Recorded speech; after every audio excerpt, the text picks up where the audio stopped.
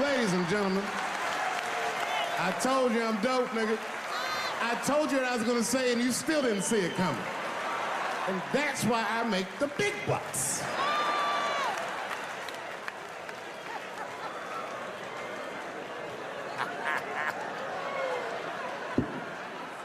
Oh my God. But there's a more important reason that I would stop doing comedy right now. And this reason is the real reason that's been percolating, and it really is the crowd, not you. I'm talking about the crowd on the big stage. It's too hard to entertain a country whose ears are so brittle. Motherfuckers are so sensitive, the whole country is turned into bitch-ass niggas.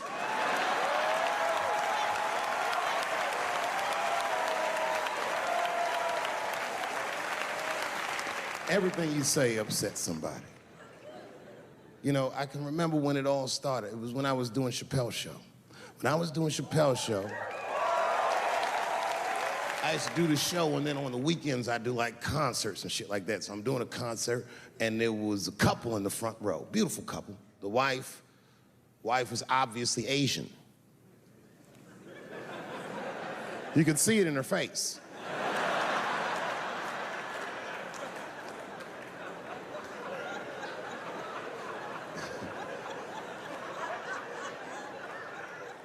The husband, this motherfucker was mysterious, to say the least. Couldn't quite pinpoint where he was from. Caramel-colored fella, very nice hair, but he could have been from anywhere. Bangladesh, Mexico. I can't guess with a nigga like this. All I knew for sure about this guy is that his wife was a bitch. I could see that in her face, too. No, he was laughing and having a good time, and she was scowling at me at a goddamn comedy show. I couldn't figure it out. And then I realized at some point that she was pregnant, and I was smoking on stage. I said, oh my God, that's probably why she's mad. So I started to put my cigarette out, but then she hit me with one of them fake non-smoker calls. So I just kept smoking. I thought to myself, bitch, that babe will be fine, relax.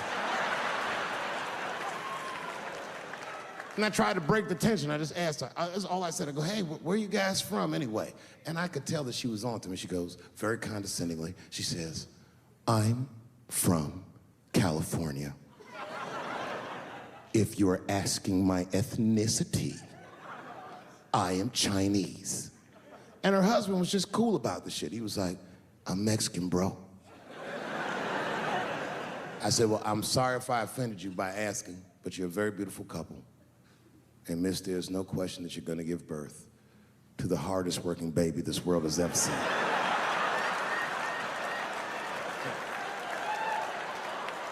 That's not a bad joke. She got very upset. She got up to leave immediately, but she didn't just leave. She had to take one last dig at me on the way out. I will never buy one of your fucking DVDs again, Dave Chappelle. I said, ma'am, with all due respect, Chinese people don't buy DVDs.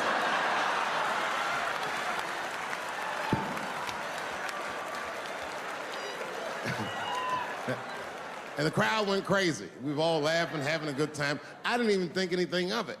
And then just 3 days later, this lady sends a fucking letter to my promoter telling him not to book me for shows anymore because I was, quote, racist, and I'm quoting her, insensitive to the nature of my interracial marriage. I was like, word, bitch, I was.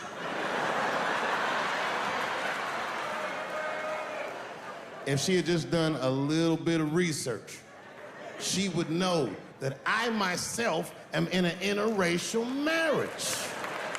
That's right. In fact, my wife is Asian too. Surprise, bitch, I'll see you on Thanksgiving.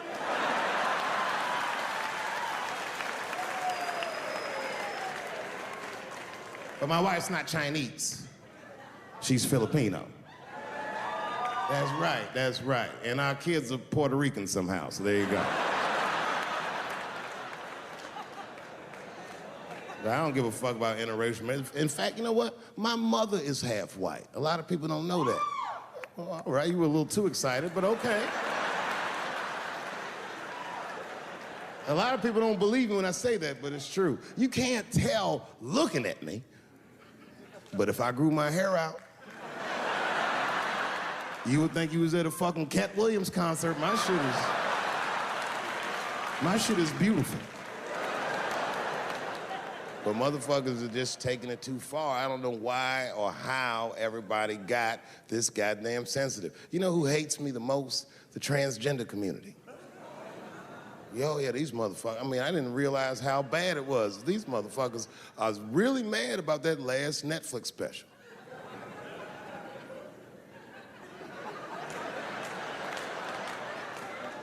It's tough, man. I don't know what to do about it, cause I like them. I always have. Never had a problem with them. You know, just fucking around. As a matter of fact, I think I make fun of everybody, and I mean, as a group of people, they have to admit, it's kind of fucking hilarious, man. I'm sorry, bro. It's like, I've never seen somebody in such a hilarious predicament not have a sense of humor about it. They're born feeling like there's something other than they're born as, and that's kind of funny, you know? I mean, it's funny if it's not happening to you. It's like that white black bitch that's in the news all the time. Rachel Dolezal. She always says that. She's a white woman, but then she dressed up like a nigga and shot her way up to the very top of blackness. And I always wanted to meet her just so I could understand. I just wanted to like have dinner with her so I could just look in her eyes and call her a nigger to her face. The fuck is that bitch talking about? I identify black. That is trans talk, lady. Stop biting. Stop biting.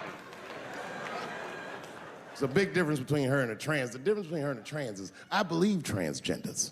I don't understand them either, but I know they mean what they say. Them niggas cut their dicks off. That's all the proof I need. I've never seen somebody just throw their dick away. Don't need it.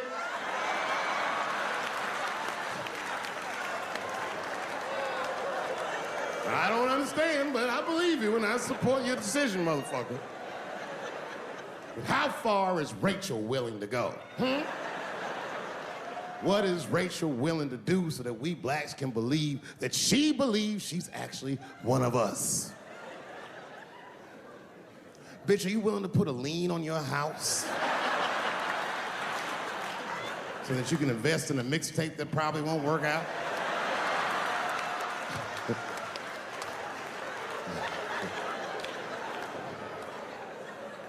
She didn't even change her name.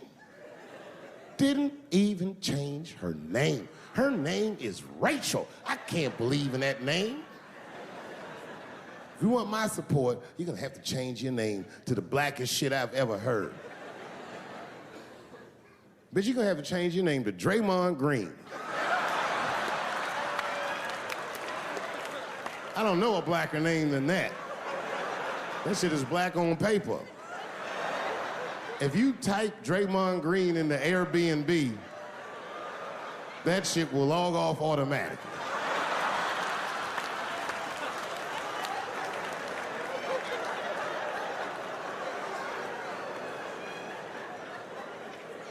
You know, people get mad, bro. People get mad about everything I say. I was doing a show. I was in Portland, Oregon, and I was checked in a hotel under the name Charles Edward Cheese.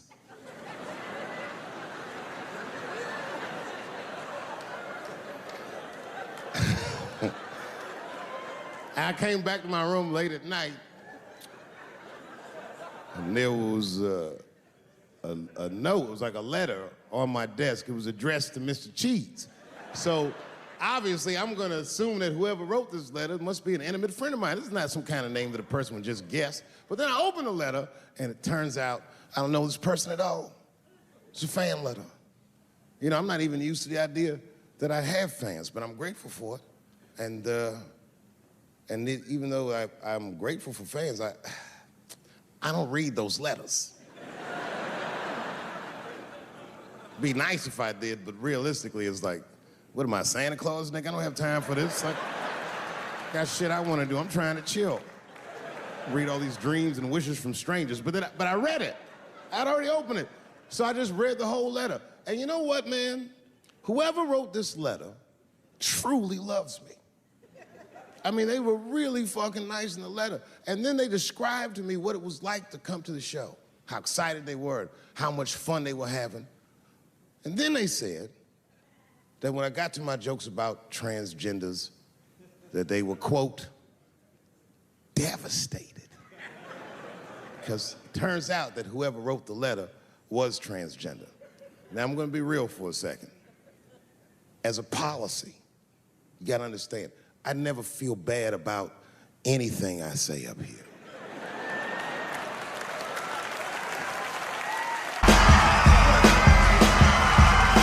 Thank you. Thank you very much. Thank you all. Oh, wow. Boy, that was exciting, wasn't it? Thank you, guys. Have a seat, feel comfortable, relax.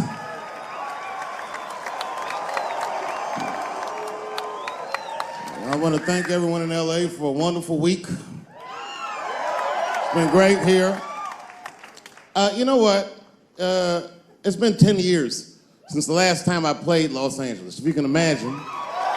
I know, I've been gone for a very long time. And unbeknownst to you, it was a difficult 10 years. I'm not gonna take you through all the agony I've been through, but it was tough. Some of it you might have seen. I don't know if you ever saw on TMZ, the big headline, Dave Chappelle, drunk on stage in Detroit. Well, if you saw it, I wasn't drunk. I had smoked some reefer with some rappers. Yeah. I don't know if you know anything about hanging out with rappers, but their weed is very strong. Stronger than what I was accustomed to. The article goes on to say I was booed off stage, which is also incorrect. I was booed. I did not leave. It was a long bump. It was a fucking nightmare. 2 puffs of weed, that's all it was. 2 puffs. I never had that happen. When I take 2 puffs of weed, I looked at the guy next to me, I was like, I'm gonna bomb, nigga, I can feel it. And that guy called my name, Dave Chappelle. Niggas was like, you know, normally when you do a comedy show, you guys don't know what it looks like up here, but niggas be looking up at you like. That's how the show started. Didn't take long for the faces to switch up, like, what the fuck? They started looking amongst themselves. So I knew I wasn't doing good. I don't remember what I was saying. It just took one person to break the ice. It's a black lady with a Ford Motor shirt on. She stood up suddenly. Fuck you, Dave Chappelle. I said, excuse me? She said, I worked all week for this shit, and this show sucks. And in a weird act of racial harmony, a conservative white guy stood up and backed her up. Yeah! The whole crowd band together and started chanting, we want our money back. We want our money back. I said, oh shit. I snapped out of it. Good people of Detroit, hear me. Hear me now. You will never get your fucking money back. Fuck that. I said, I'm like Evel Knievel. I get paid for the attempt. I didn't promise this shit would be good. Boo, they said, fuck you. This went on for a long time. And then after the show, I felt so bad, I took half of the money from the show, thousands of dollars. I said, I'm gonna give this to charity. You know what I did? I bought $25,000 worth of bubble gum and drove around Detroit and handed it out to the homeless so they could chew it and still be hungry.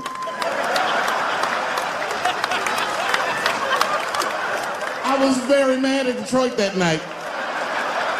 Because not only did I bomb, nigga, I had to go back to the very same room the next night and do it all over again.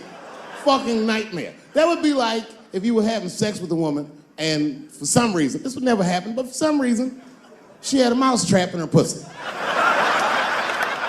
You get caught in the trap. And then you gotta fuck her again tomorrow night. I'd still do it, but you know, I'd be careful the next time. The old mouse trap in the pussy trick, eh? Fool me once.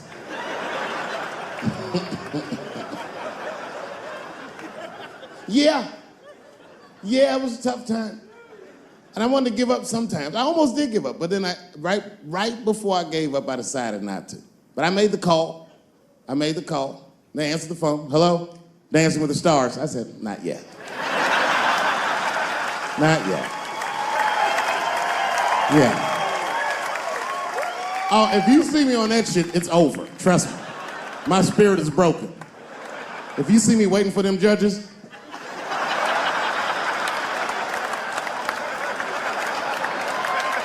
getting critiqued on my cha-cha, fuck that. I've been hanging out in there. I haven't been working in LA, but I come out here and hang out and shit. I was out here a few weeks ago. I almost got arrested.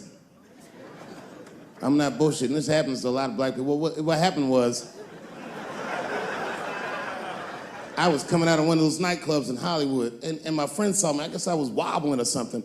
So he just rolled up. It's a good friend of mine. He's like, hey, Dave, give me the keys. And I was like, all right, nigga, just take the keys. And I got in the passenger side of my car, and he drove it. And it was fine. Just talking, chopping it up. And then on the 10, the blue and whites hit us. Now, I should tell you, the friend that was driving me was black, which really doesn't have anything to do with the story, other than to let you know there was fear in the car. Not my fear. I'm black, but I'm also Dave Chappelle. So I figured, you know, shit'll probably be fine.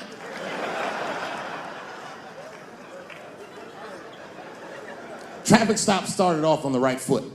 Cops came up to the driver's side. Hi, how you guys doing? And he recognized me immediately. Oh, Dave Chappelle. And I looked at my friend like, we getting out of this shit.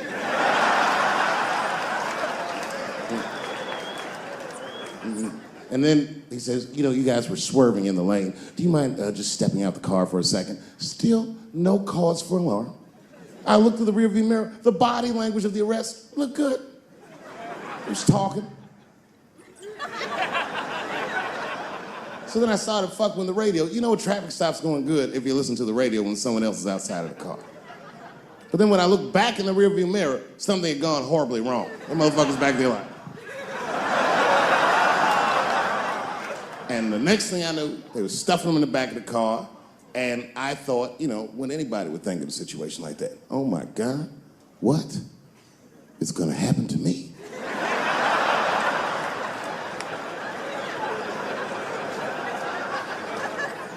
And the police walked up to the window. Mr. Chappelle, we had to arrest your friend. He refused to take our breathalyzer test. I said, that motherfucker. Not complying, that's odd. So, officer, what's gonna happen to me? Well, you're fine. We're just gonna have to ask you to step out of the car so we can impound the vehicle, and we'll arrange for you to have a ride home. And I said, oh, well, nah, I would rather you just give me the keys. They said, Mr. Chappelle, your friend already told us he's your designated driver. We can't let you drive in this condition. I was like, no, nigga, I'm good. I'm good. And then suddenly the shit turned into Vegas. He was like, I'll let you blow for her. I said, excuse me? He said, if you blow on my breathalyzer. I said, oh, nigga, I thought you was trying to get your dick sucked. What's going on?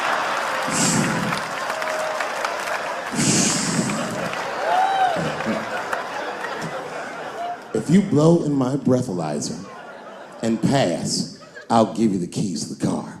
I said, Set him up, nigga, let's play. And I blew in that thing, and it made a noise. I said, uh-oh. And he looked at it and he said, oh, well, Mr. Chappelle, I guess you're free to go. I said, I am. I didn't know that thing didn't pick up weed. I drove home on the 10, 30 miles an hour. We had it all worked out. It all works. I'm one of the lucky ones. It doesn't work out that well for everybody. I saw that videotape of that lady that got beat up in LA in the traffic. You see that shit on rush hour traffic? They beat a black woman's ass. This woman didn't even do anything wrong. It's fucked up. It was so fucked up it didn't even go to court. The city of LA just gave that woman $1.5 million for her pain and suffering. That is not bad, considering that's the same amount of money that Marcos Maidana made to fight Floyd Mayweather the second time. And this woman obviously hasn't trained a day in her life. You can see it on the tape. She didn't come to fight. Her guards were low. She was taking a lot of shots.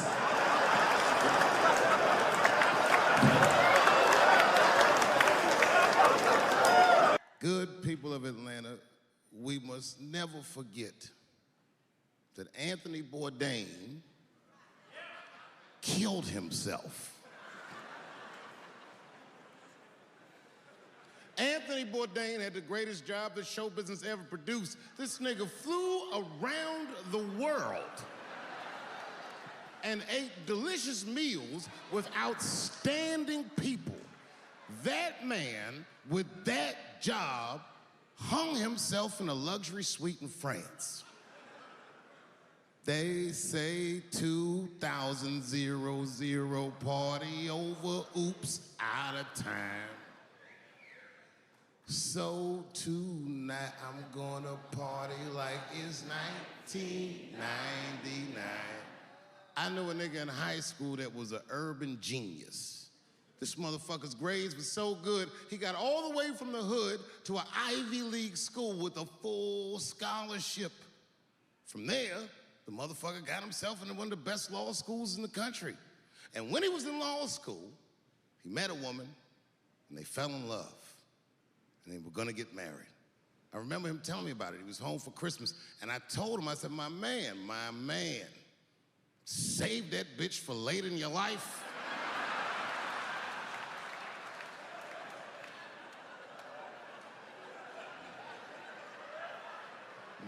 But he's in love.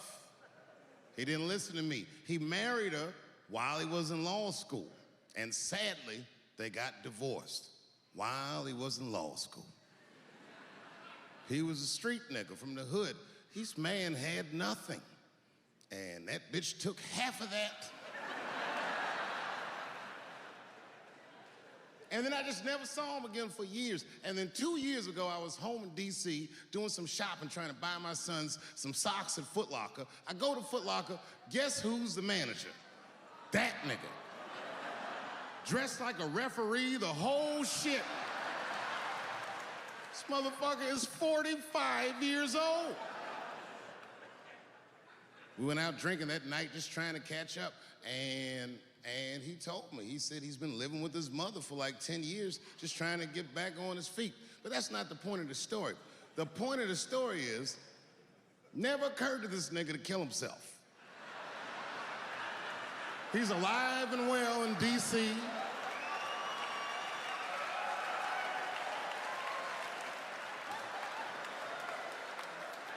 I even suggested to him that he should try it out. Like, I don't know, nigga, you might,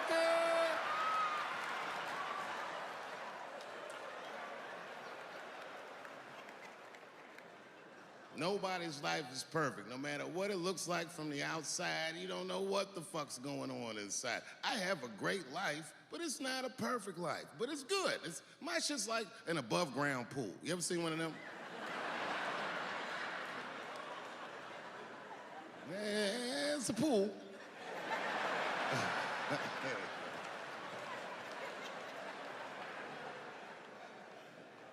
So in that spirit, tonight, I thought I'd start my show a little differently. Tonight, I'm gonna do something that I'm not particularly good at, but that I like to do. Tonight, I'm gonna try some impressions out.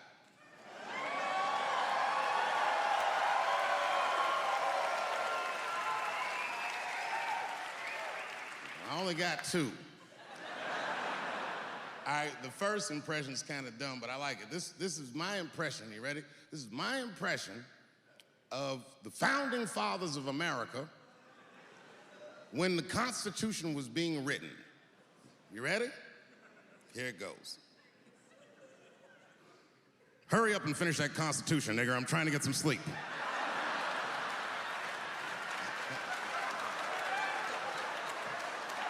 It's not bad, right? All right, the next one.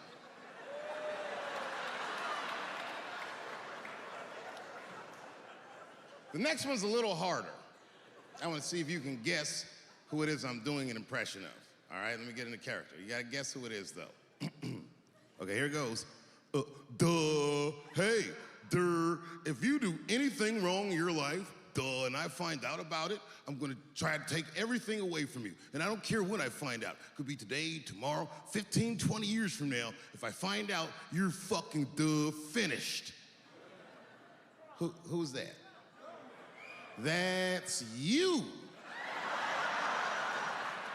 That's what the audience sounds like to me. That's why I don't be coming out doing comedy all the time, because y'all niggas is the worst motherfuckers I've ever tried to entertain in my fucking life. Oh. I'm goddamn sick of it. This is the worst time ever to be a celebrity. You're gonna be finished. Everyone's doomed. It's okay, trust me, I already looked. You think it's delightfully refreshing. All right, here's the thing about Dave. Dave didn't, get funny eventually. He was always funny.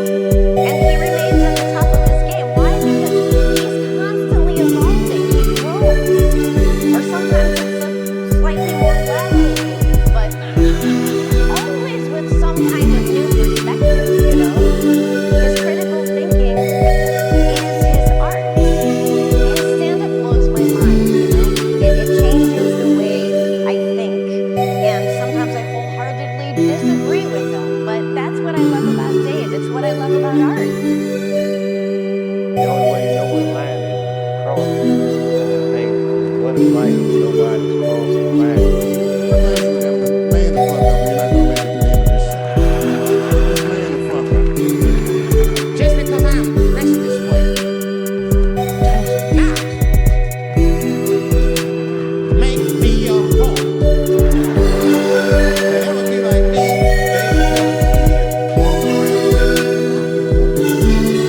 Somebody might run up on me. No! Officer, help us. Come on, they're over here. Help us! Just because I'm dressed this way does not make me a police officer. I am what's known on the streets as a victim blamer. Dang, Michael Jackson was molesting children. Well, what were those kids wearing at the time? The only reason everybody is talking about transgenders is because white men want to do it. That's right. I just said that. If it was just women that felt that way, or black dudes and Mexican dudes being like, hey, y'all, we feel like girls inside, they'd be like, shut up, nigger. No one asked you how you felt. Come on, everybody, we have strawberries to pick. It reeks of white privilege. You never asked yourself why it was easier for Bruce Jenner to change his gender than it was for Cassius Clay to change his fucking name? Everybody gets mad because I say these jokes. But you understand that this is the best time to say them. More now than ever. You have a responsibility to speak recklessly. Otherwise, my kids may never know what reckless talk sounds like. The joys of being wrong. I didn't come here to be right. Just came here to fuck around.